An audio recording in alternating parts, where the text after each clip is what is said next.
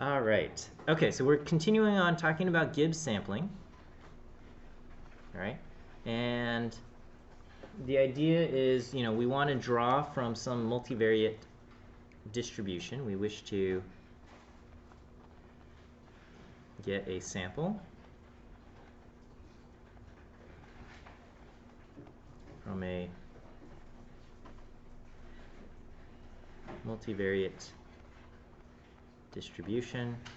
And the way we draw from a sample from the multivariate distribution is we update one variable at a time. We cycle through each variable rather than trying to draw all of the variables together. Okay, so rather than trying to propose all of the variables together, okay, rather than trying to draw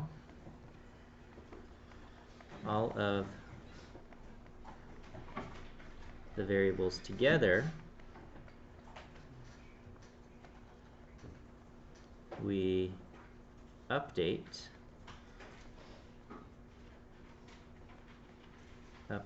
or get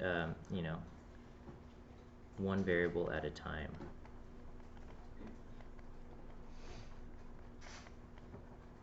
And we said Gibbs sampling requires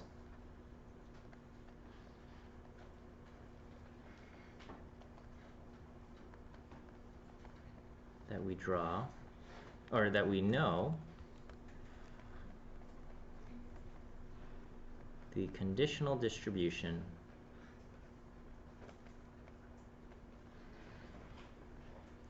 of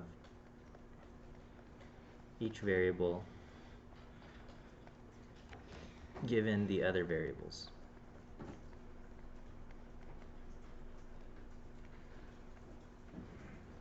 Okay, and in some cases, the conditional variable, or the conditional distribution for one variable given the other variables, in some cases it's actually quite easy to figure out. In some cases it's not. So I was going to start off with kind of an example that we worked through maybe like a week or so ago, and if you recall, we can take a look. So we'll look at again at the kind of our two-coin posterior distribution, right? So we were looking at kind of our two-coin distribution. The idea here is we have coin 1 has probability theta 1 of landing heads, and coin 2 has probability theta 2. And we can treat these coins as independent, or we treat the coins as independent of each other. We treat the two coins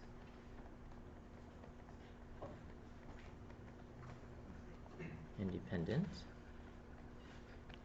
Our likelihood kind of follows the binomial distribution.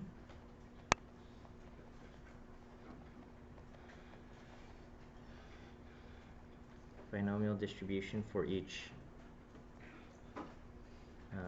coin and sample.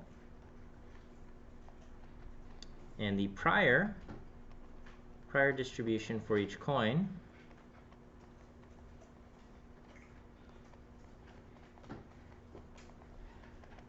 is a beta distribution. This is kind of familiar from before. And we said if we wanted to do a Metropolis algorithm for our two-dimensional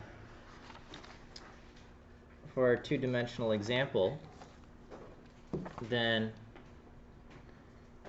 we would have to propose both values together at the same time. Now we said to propose values we could use a multivariate Gaussian, and that certainly is an option. But in our case, so here, let me just kind of contrast. So So we wish to get a distribution from the posterior, and so the posterior distribution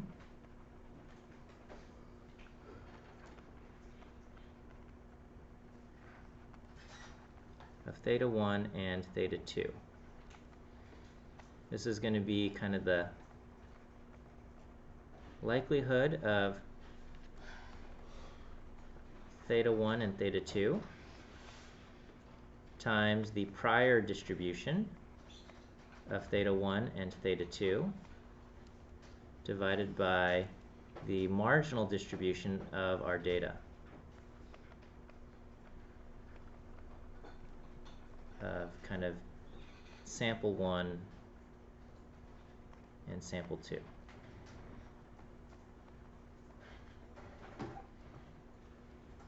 Okay. And so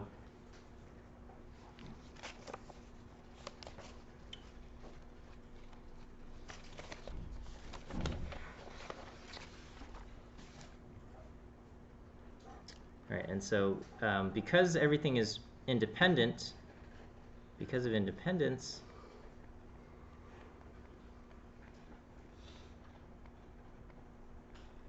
we pretty much have the likelihood, I should say, of the data given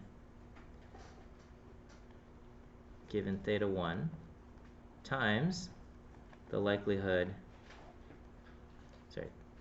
of data given theta 1 and theta 2, the likelihood of data given theta 2 times the prior of theta 1 times the prior of theta 2 divided by the the marginal.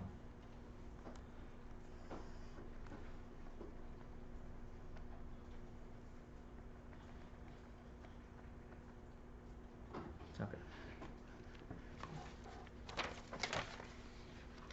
Keep flipping back here. All right, and so I'm going to just kind of say, let's say we want, so this is kind of our entire posterior, right? And so for the Metropolis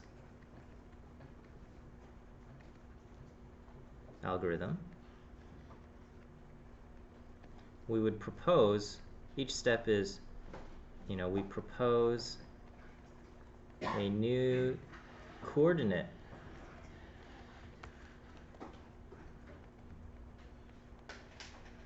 theta 1 comma theta 2 drawn from some proposal distribution such as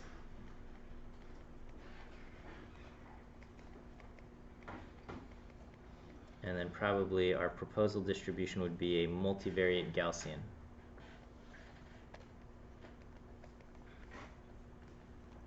Could be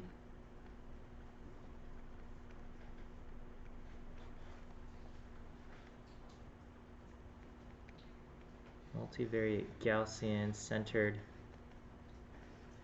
at the current value.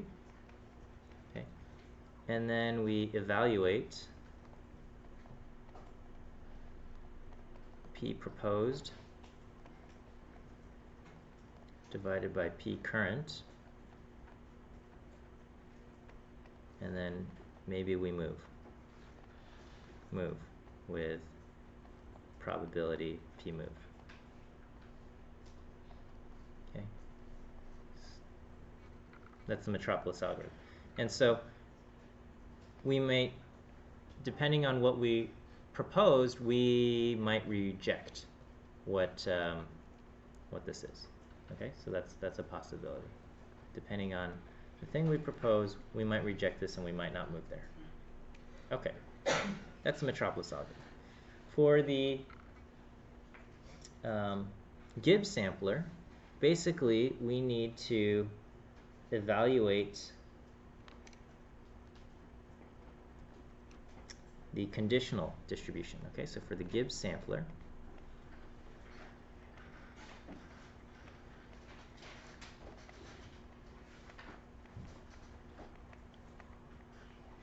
conditional distribution. we'll start off with theta 1 given the other value theta 2. Okay? And if we had more values, we would need all of the other values. Okay? So in our case, we need the probability distribution of theta 1 given theta 2 and our data. And based on the rules of probability, this is going to be the joint distribution of theta 1 and theta 2 given the data times the probability of theta 2 given the data,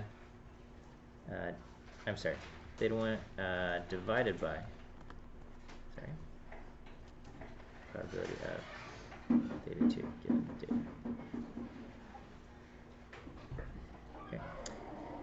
And so this bottom part, so this is kind of the total joint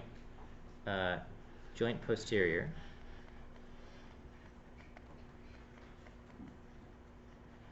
And this is divided by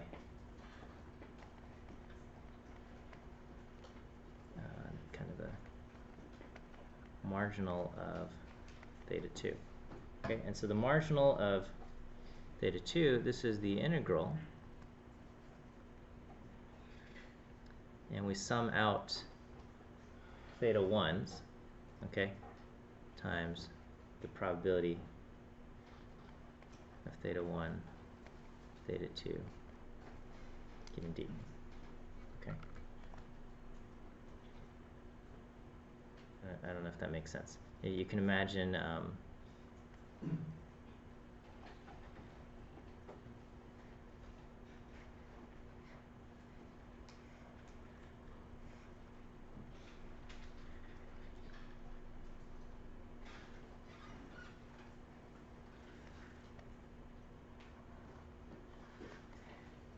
so if we just, like, for example, if I said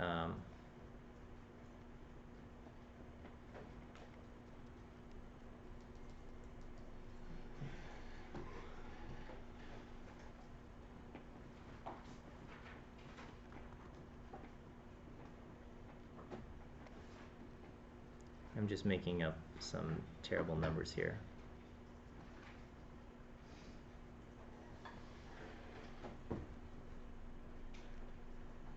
Okay.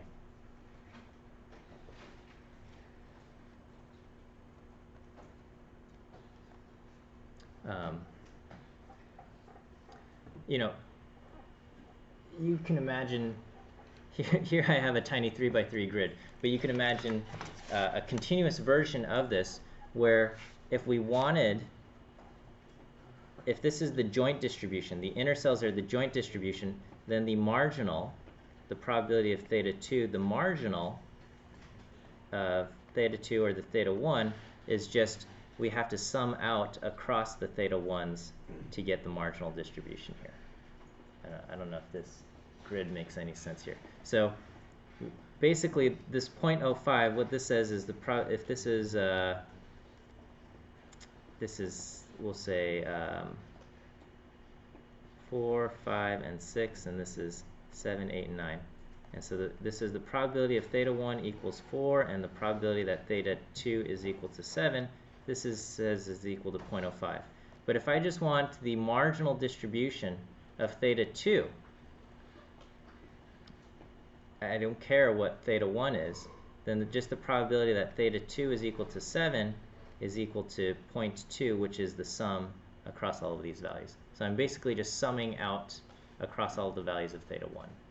Okay, except it's a continuous case here. Okay, so that's what I have.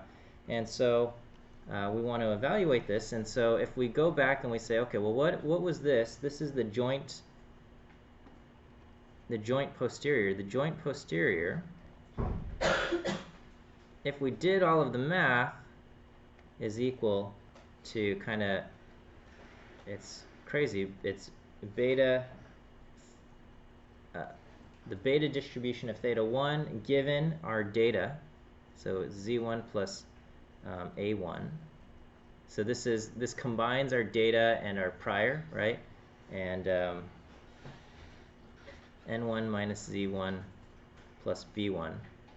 This was these are the shaped parameters for the beta, right? And then it just ended up being the product of these two beta distributions. Z2 plus A2. Our prior, this combines the data and our prior.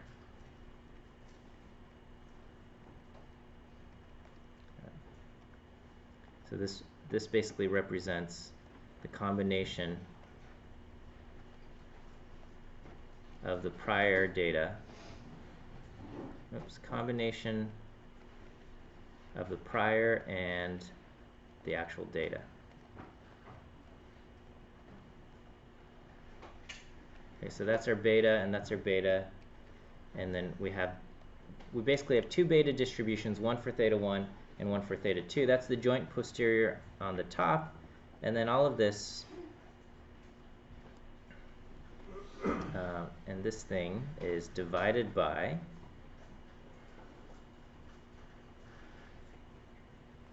I don't know if you can tell what I'm doing here. You know, integrate out d theta 1 of basically everything here, okay? So I'm just going to copy and paste all of this into the denominator, because this itself is that. Okay. Well, if we're talking about the distribution of theta 1 given theta 2 and the data, then our thing does not depend on theta 1, okay? And so all of this just integrate is a constant. This part is a constant with respect to theta 1.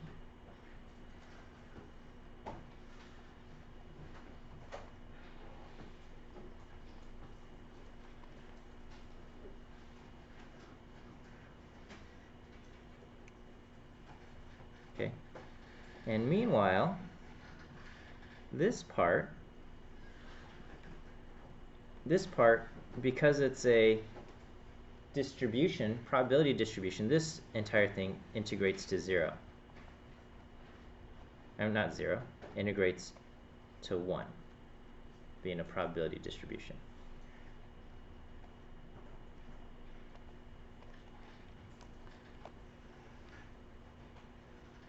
Okay, and so what we have, all right, let me just show you on the next slide. So if we take this out, basically we get this, and then everything else has all of this stuff over here has gone away because it has integrated out. This is the probability of theta 1 given theta 2 and the data. And then this entire thing cancels out with this thing. So the whole thing just reduces to this, okay? Which is effectively, so the probability of theta 1 given theta 2 and the data is effectively just the probability of theta 1 given the data. This is just the so the conditional distribution of theta 1 given theta 2 reduces to just the posterior distribution of theta 1.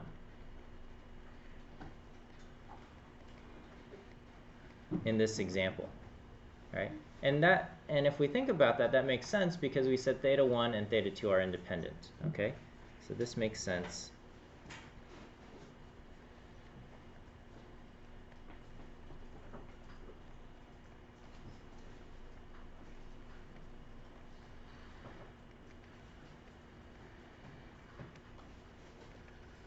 Because theta 1 and theta 2 are independent. And so the Gibbs sampler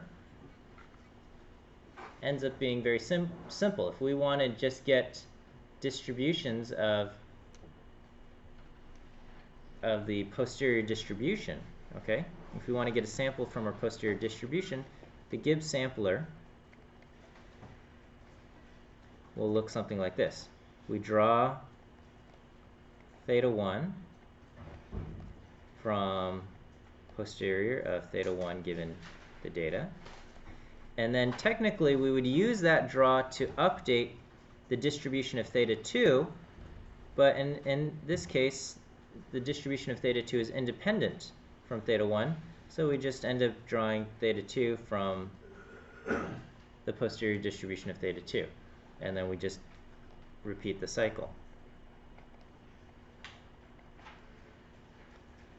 And that's fine. There's no more proposal and rejection. We just draw theta 1, draw theta 2, draw theta 1, draw theta 2. And if there actually was a conditional component, then after each draw we would update the conditional distribution, and then we would draw the next value, and then we would update the conditional distribution and draw the other value, so on and so forth. In this case, if we have independent variables going into our joint posterior, if our joint distribution consists of independent variables, then you can kind of just draw each variable independently, because from the definition of independence, there's no conditional component there. Okay. But you know, that works out, and so you know, we can code this up very quickly in R.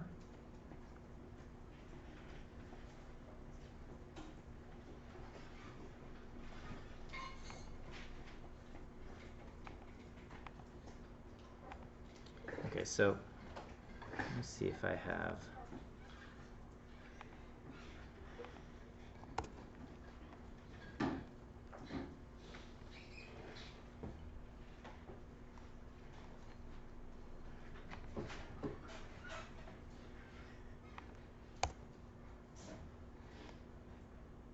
So this was our two-dimensional Metropolis algorithm, and we said we want to get all of this. In our case, so here I've got my pretend data. We'll use the same pretend data here. And then so here, my distribution of theta 1 given the data is now beta with shape parameters n1 plus a1 and n2 what did I write down? Or I'm sorry, z1 and a1 and n1 minus z1 plus b1. Okay. Oh, where did I put my prior parameters? Okay, so if these are my prior parameters, and this is what I have. Okay, so I can just draw kind of theta 1 as r beta, and I'm going to get 1, and we're going to say my shape parameters are exactly this, z1 and a1, and n1 2, and then theta 2 will be everything except we're replacing everything is from shape parameters 2 and things like this. And so this is really rather silly to do it this way, but this is how we would do the Gibbs sampler. Okay, so our Gibbs sampler, and we would just put this in a loop. So we'd say for I in 1 through, I don't know, 10,000, we would repeat this. Something like this. Okay. Now, if we had if they were not independent and we had somehow the next thing depended on what we previously drew, then we would have to take this and update our parameter accordingly, okay? But we would just do this, and let's see, I should actually keep track of these. And then I need to define theta 1 and theta 2.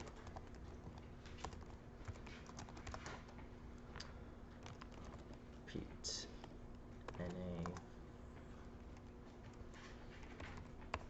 I'll just say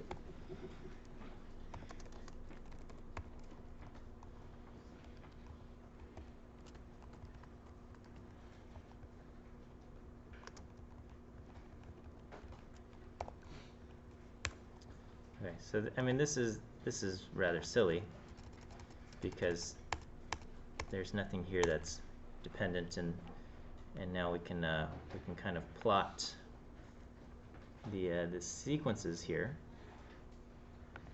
Plotting the sequences is actually going to be a little bit tough. I'd have to do for I in 1 through k. How do I do this? What's my range on theta 1? No, it's going to be, of course, 0 to 1. Okay, so I'll just do plot. Can I do this?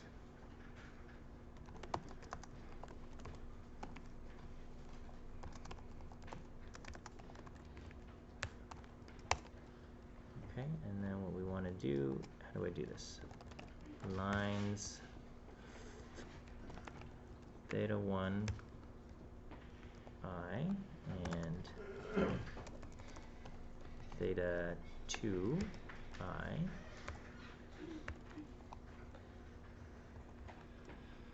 Or, not lines. How do you plot a segment? Is it just segment?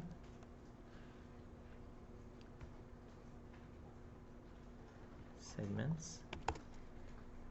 Segments, okay.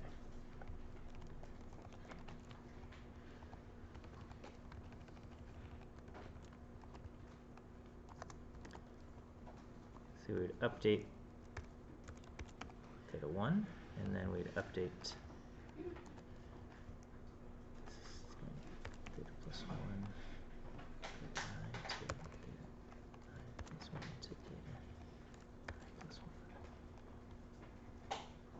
Okay, I think this will do it.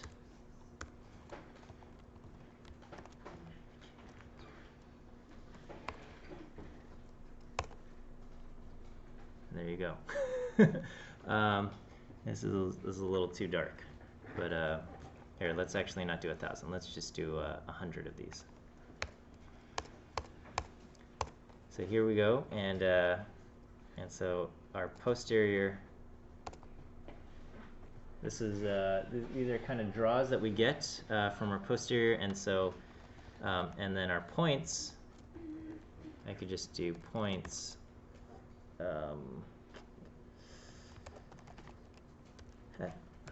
Theta 1 and theta 2, and we'll say color is equal to red, and what's my plotting character? 19. These are the 100 points that that we have drawn from our posterior distribution here. Okay, and we can compare this to if I did the, we can actually see what the thing should actually be by looking at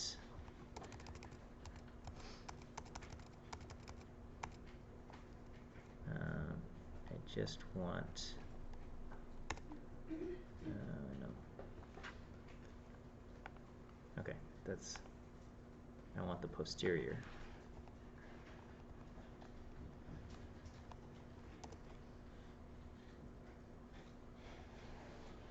How do I plot the clue?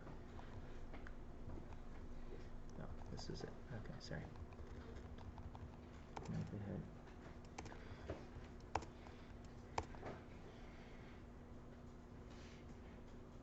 Okay, so this is my posterior, and Here, let me delete all of these other plots. So we can kind of just get a comparison between the posterior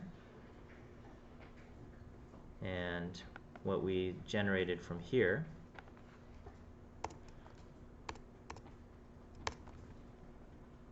And I think they align pretty reasonably, right? So this being our posterior, and this being our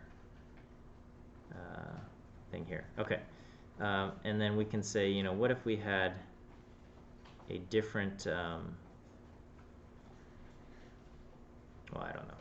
If we had different prior values, so if my priors were much, let's say my pretend data was much stronger, okay.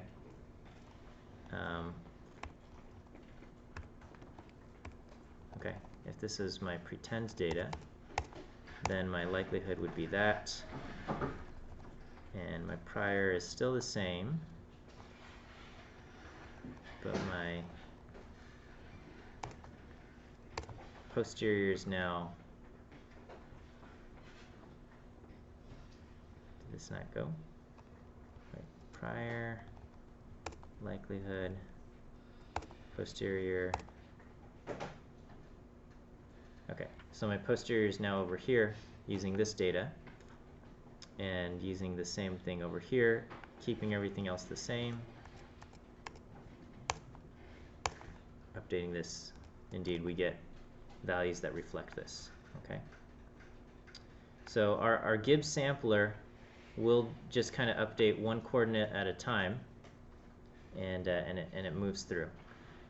You know, this example wasn't super exciting because